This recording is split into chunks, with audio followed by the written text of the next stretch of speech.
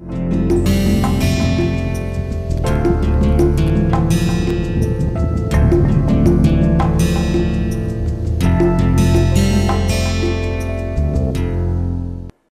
back. In this lecture, I am going to cover molecular theory of corresponding states.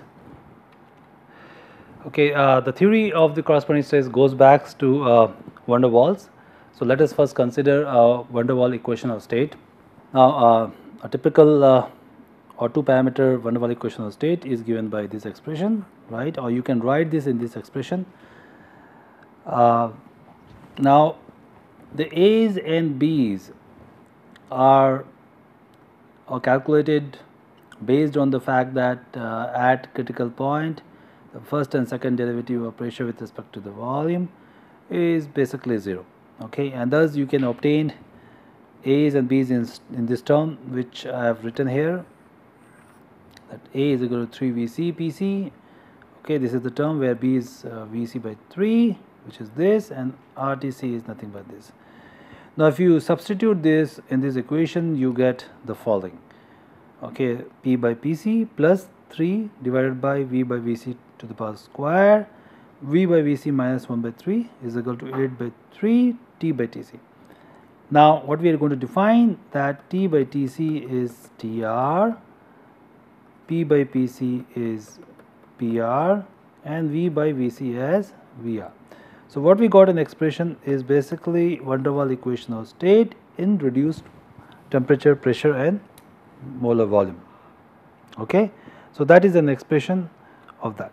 Now, this equation basically is in this form, okay, and that is what we are talking about in terms of corresponding state theory. So, this implies that this equation implies that if PVT data for different fluids are plotted as PR, VR, TR data, the results for different fluid would be same, and that is basically the hypothesis of classical corresponding state theory, okay. Now, this is quite useful for if you are using molecular models such as Lennard-Jones, where sigmas and epsilons are parameterized, that means they are different for different fluids, but you can get rid of this epsilon and sigma such that everything is a reduced form. Then from the same plot you can extract many different properties, okay, for different fluids.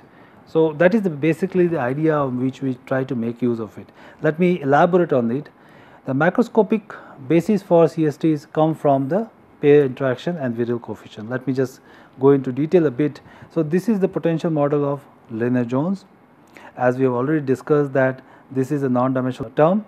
So, if you reduce R as R by sigma, okay, then we can get this in terms of reduced potential, where gamma star is going to be gamma by epsilon, this is 4, and you have this 1 by R star 12 minus 1 by R star 6, okay.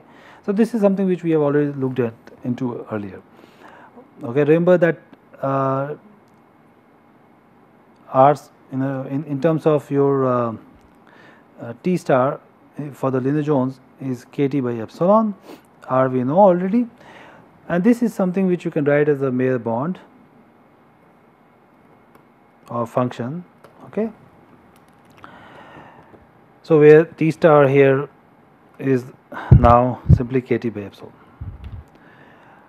You can write this expression B2 in this term, okay, which tells you that now B2, if you consider this part, then this is basically dimensionalized. So, if this is B2 is in the terms of the volume. So, B2 if you divide by sigma cube, you are going to get the B2 star, okay, that is what, because this is non-dimensional, okay, this part is going to be non-dimensional. So, whatever is there can be written in this form, where B2 star is non-dimensional.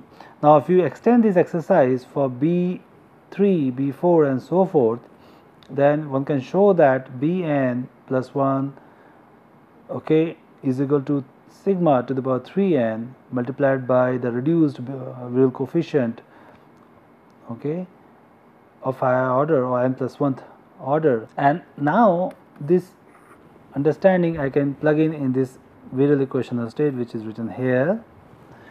I can write this Bn plus 1 in terms of Bn star T star sigma q by V to the power n, and thus I got a right hand side which is absolutely independent of the type of molecules, because it is basically dimensionless. So which means basically if I use different sigma and epsilon for two Lennard-Jones potential, the right hand side is going to be same.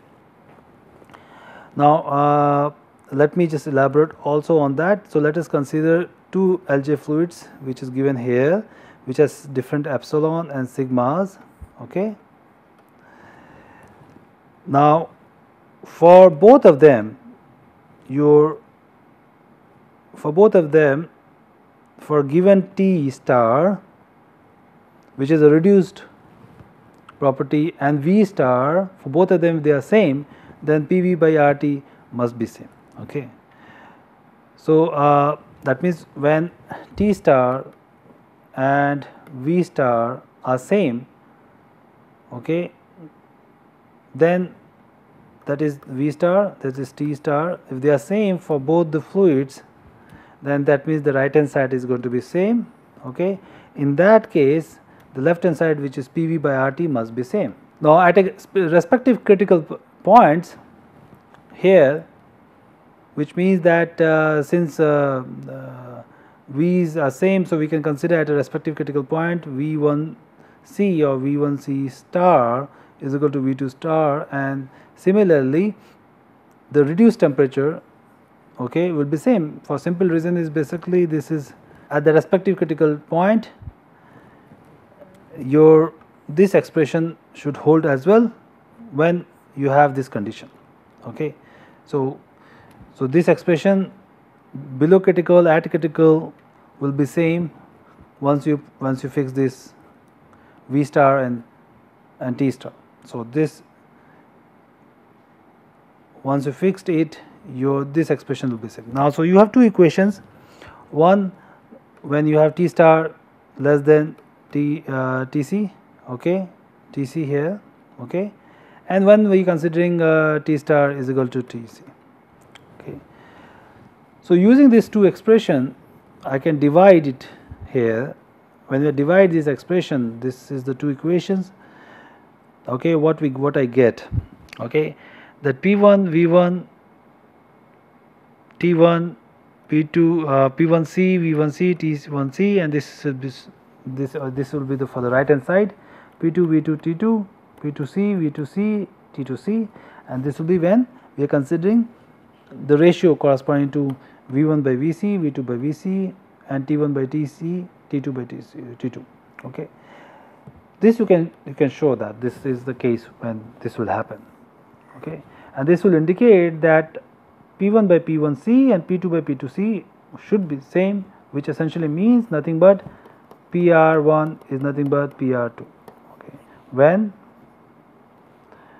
VR1 is equal to VR2 and TR1 is equal to TR2. So when the reduced temperatures are fixed, reduced volumes are fixed or same for two different molecules or fluids, then the reduced pressure should be also same.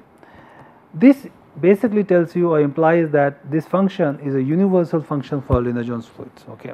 Now this is beautiful because you can, using this expression, you can evaluate many things. Okay. So this is our microscopic theory of corresponding state. Now this particular expression we could evaluate because your Lennard-Jones is basically can be written in this very simple form, which is this here. Okay. So for the case of this, we can come up with the classical CST, and you have this for Sutherland, Lennard-Jones, Mai with fixed N and M. But if this is not the case, such as for the example Squarewell, exponential Kihara, Stockmeyer, okay, Mai with variable NP, then such an expression are not possible to evaluate. Okay. So, the other thing is that for the case of the corresponding state principle, the pairwise interactions are important. This is something from classical statistical mechanics can be applied for. Advantage of this molecular corresponding state theory is that this is applicable for both equilibrium and transport properties, and it can be extended to mixtures. Now, given this information, we can evaluate or estimate epsilon and sigma, because for Lennard-Jones reduced critical point is known and reduced volume is known. So, the reduced critical point is 1.32, reduced volume is 0.77. Now, given this information, you can easily evaluate the epsilon, okay, and sigma for Lennard-Jones model, because you would know Tc of, let us say, methane, and you would know Vc also correspondingly Vc. So, from Vc knowing that this is 0.77, you can obtain sigma. Similarly, 1.32 multiplied by Kt known from the experiment, you can evaluate epsilon corresponding to Lennard-Jones model for that particular fluid. Okay. So, let me try to extend this corresponding state to more complicated molecules. Various approaches are possible. Usually a 3-parameter CST is considered. Most widely acceptable third parameter is the eccentric factor, which basically takes care of the shape. Based on the experimental observation, a simple fluid is considered when you have Psat by Pc, that means Psat reduced Psat is equal to 1 by 10 at T by Tc is 0.7, and we consider fluid to be complex when reduced Psat is less than 0.1 at reduced temperature of 0.7. Okay. So, using this information, we defined eccentric factor as simply the deviation from 0.1 in a logarithmic scale. So, this is Psat at T is equal to 0.7 Tc divided by Pc, okay, log of that minus 1.0. Okay. So, this is our eccentric factor. So, for the simple case, simple fluid, the eccentric factor should be 0, because this is going to be 1 by 10, and which will cancel out this, and W should be 0. For complex, W will be greater than 0. The 3-parameter CST states that all fluids with the same eccentric factor are characterized by the same equation of state in reduced unity. In other words, we have the same corresponding state principle, but now you have 3 parameter. Using this 3 parameter CST, the property can be characterized by this equation of state, okay, in a reduced form. So, the W here in subscript indicates that this is basically equation incorporates the eccentric factor. So, very good approximation, except for highly polar or hydrogen bonding fluids. The problem is that we must find out f of W for each value of W. Now, various authors try to establish this macroscopic basis for eccentric factor, and typically people like Lee Kessler and others have extensively worked in this area. So, here the usual way to add this contribution is by considering the case of simple fluid here, plus add the term which is due to the eccentric one, and that is why you have Z0 PR TR and W Z1 PR TR. Okay. So, let us try to understand this, how to deal with this. Okay. So, I will come back to this part. Let me just first describe this Virchow equation of state for the mixtures. For the mixtures, we will consider the same expression, but now the V2s, B2s, B3s and so forth will be a combined value for the mixtures, which typically written here as B2 is summation, double summation of Y1 Yj, the composition multiplied by B2 of Ij, where B2 Yj can be related to the Mayer function, as we have already seen, except that Bij contains e to power minus beta Ij minus 1. So, this becomes that interaction parameter or potential energy between the unlike species I and J.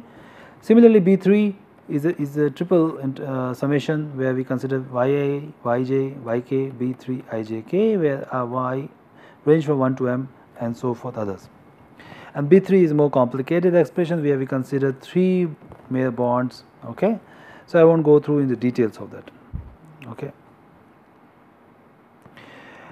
Okay, so we can consider volume explicit term, or as well as for mixtures you can also consider pressure explicit terms. Okay.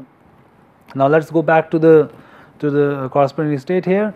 From microscopic corresponding state theory, we always try to use this potential model having this kind of expressions where your epsilon is outside and f is just a function of reduced distance.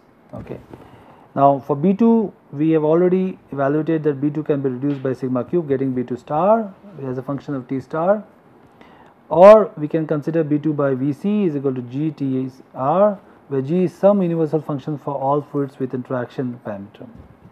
Now empirically people have tried to use or obtained this term in terms of TR. So one of those is McClellan and Potter. They have tried to come up with this expression. This is for small non-polar molecules and lower alkanes. Now this has been extended for mixtures also. So for mixtures we have already discussed this. Okay.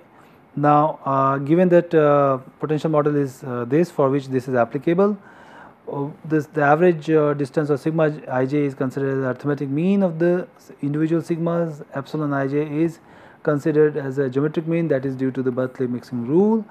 Now this implies that I can consider Vc ij as simple this, because sigma can be considered from here to the power 3, and Tcij is nothing but Tc, geometric mean of Tc1 and Tc2, or Tci and Tcj.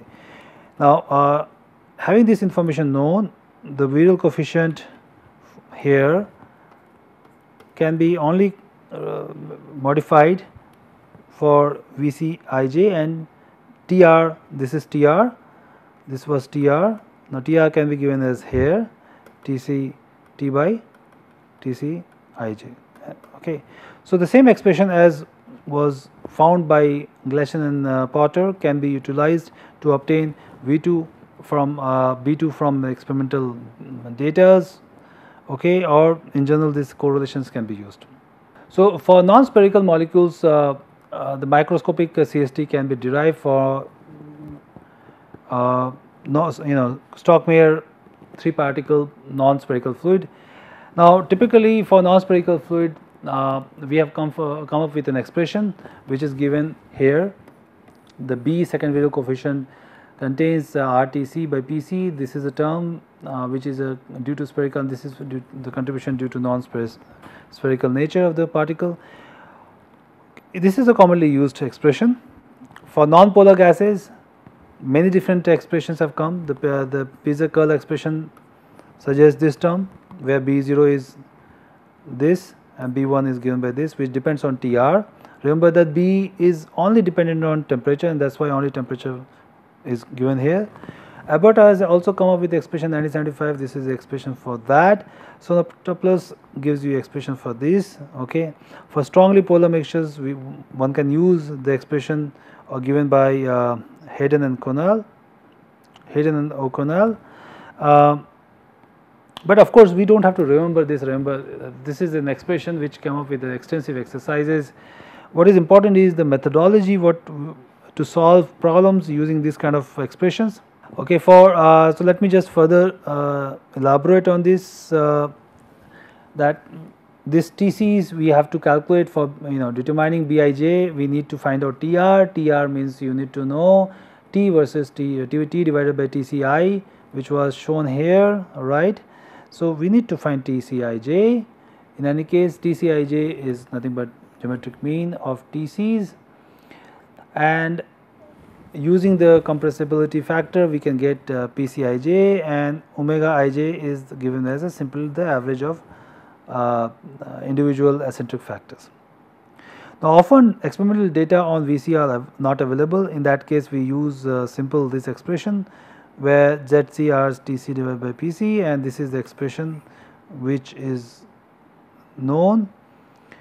So if you use from this to this, we can show that the Z, the compensation factor, is nothing but the mean value of ZCi and ZCj. Okay. Now this may appear to be a little vague and cumbersome, but the idea here is basically there are many correlations which people have come up with to add on to the critical add on to the second wave coefficients based on the non-spherical spherical nature, and some of those which we can come up with use that to evaluate the fugacity coefficient, and that is what the whole idea being. Why do we use equation of state? Is because we want to find out fugacity coefficient in order to determine the vapor liquid equilibrium, or in general the conditions of equilibrium. So let us try to make use of an example here. Now virial equation truncated at second virial coefficient is applicable to vapor phase only for molar volume greater than 2 Vc, where Vc is a molar volume at critical point. It tells you simply that too dense fluid is difficult to represent by virial equation of state, particularly second virial equation of state. Now typically one wishes to calculate the fugacity coefficient for a mixture using the virial equation state at a given composition, pressure and temperature. So in that case, the typical steps which we like to follow is find Tc, Pc, omega for pure fluids. This we can get it from Pauling et al. And many other literature. Calculate mixing or mixture parameters, calculate Bi's and B, determine molar volume as a solution of quadratic equation, and calculate phi's. Okay. So let me try to explain using an example from the textbook of chapter 5. So for a given mixture butane and nitrogen, the mole compositions are given 0.8 and 0.2 at 461 Kelvin. Both are non-polar, and for non-polar physical expressions are commonly used. So we have to find out basically phi, the fugacity coefficient. Okay. Now what are the things which we can extract from the literature? We can find out the TCs, PCs and other parameters. So let me just summarize it here. For butane, which is molecule 1, we have Tc given here, PC molar volume, acidic factor and compressibility factor at critical point, or Zc, is given to us. Similarly nitrogen is given. So now what we want to find out is basically the second virial coefficient for the mixtures, which from the expression should be this y1 square b11, that 2 y1 y2 b12 plus y2 square b22. Okay. How do we calculate B's? We also know that B is RTC by PC, and this is which has a component of eccentric factor, and this is not 0, which means they are not simple fluids. Nitrogen is, but not the one which is butane, and if you mix it, of course it is not, and then thus this will contribute something. Now let me find out first the TR. Now the T is given to us 461. Using this we calculate TR1, TR2. Okay, so from here we can find B11 and B22 using the expression of B0 and B1 using Pearl, the Pearl expression. So let me write down here, or let me go back and look at this expression again. So this was a B0 which depended on TR, and this is a B1 which depends on TR. Now for individual butane and nitrogen we have calculated TR, so we will be able to calculate B0 and B1. Once we calculate B0, we know TC and PC, we calculate B's here. That means B11 and B22 we can now evaluate, and that is what we did here. We evaluated B11 and B22, which came out to be this. But what about B12? So in order to calculate B12, we need to find TR and omega. So to calculate TR, we need to find TC12, and we can use geometric mean of TC1 and TC2, which is what we have calculated here. So we got an expression of 11, but what about omega? So omega, again we have discussed earlier, that we will just take out the average value of it.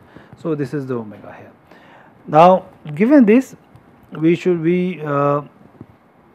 can directly make use of B12. So B12 is again we can use it here. Okay, we can use it here, and the TC is there. Okay, we calculate TC, we can calculate B0 because we have the information of TR. We can calculate B1, we have the information of TR. We know W12 also, but what about PC? Okay, so we need to find PC12 also. So we know that ZCIJ is basically, we can take the average value of it. Now ZC, if you take the average, we know from here we can get in, we can make use of the average value of this, and also the mean value of sigmas, and using that information to obtain VC12 also. So using this, we calculate this. From there we calculate the PCs. PC, once we know, we have now B12. PC of 12, once we know, we have B12, which is calculated. Now you plug in these expressions of B11, B12 and B22 in a B mix expression which was here. Okay, so we obtained the value which is minus 178.3 cc, which turns out to be within 4% of experimental values. So pretty good, in that way.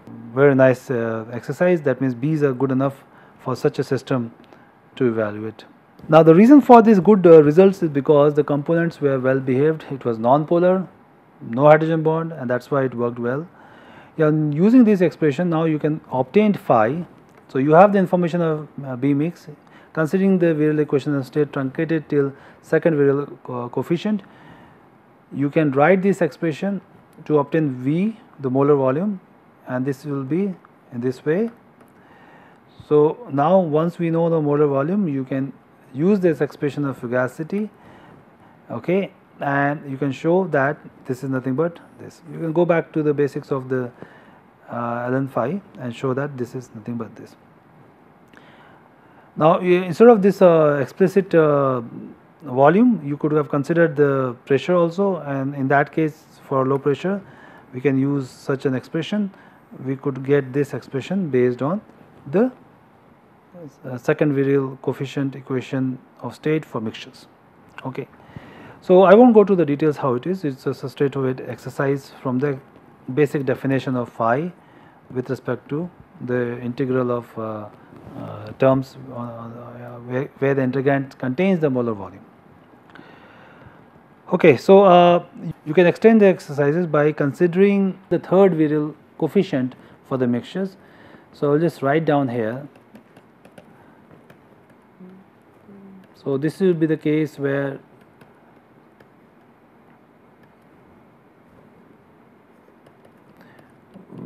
if we can evaluate for the third, of course it will become much useful and more accurate. The only problem is that it is more cumbersome. Okay. Okay. So this is a typical C mix. We can write in a more compact way, as we have shown earlier. Cijk. Okay, where Cijk is nothing but, of course, the second virial, of course, but where Cijk is nothing but the third virial coefficient. Okay. Now experimentally, you can write this virial equation of state. If you recall that the way we calculated virial equation of second virial coefficient is by considering density very approaches towards 0, and that's why we took the first derivative of the expressions with respect to the density and obtained the intercept to obtain the second virial coefficient. Now in order to obtain this cross coefficient, we need to find out significant amount of experimental data, and I won't go into details of this, but let me first write down the Z mix here, which is PV by RT for the case of the mixtures. So earlier we said that we just would be considered second virial coefficient truncated version, but if you want to add this and somehow you can obtain this, then it would be very useful. Okay, so you can use this expression and obtain your fugacity coefficient, okay, and if you can do this exercise for this term, you can show that ln phi I is 2 by V summation yi bij plus 3 2V cube summation double summation yj yk Cij minus ln z mixed t. Okay. Now this is quite cumbersome in some sense, okay, where of course our difficulty will lie in getting this mixed cross third variable coefficients, and for that we need significant experimental data, and typically these are very difficult to evaluate. But you can show that using the similar approach as we have done for second variable coefficient, you can also try to do the same thing for third variable coefficient to evaluate these coefficients. Now I hope that this discussion helped you to understand the corresponding state principles, applications of variable coefficient states, okay, and particularly second variable coefficient based using different correlations, and introduction of eccentric factor to incorporate non-simplicity of the fluids such as the non-spherical particle, and using that how to obtain fugacity coefficient. And this is important because this is something which we use in order to incorporate the fugacity information for the gas phase to evaluate the phase equilibrium conditions. Okay. Now with this, I think I will, with this I will stop, and we'll come back in the next lecture with a new topic. We'll start the activity models, or particularly the liquid phase mixtures. So I'll see you in the next lecture.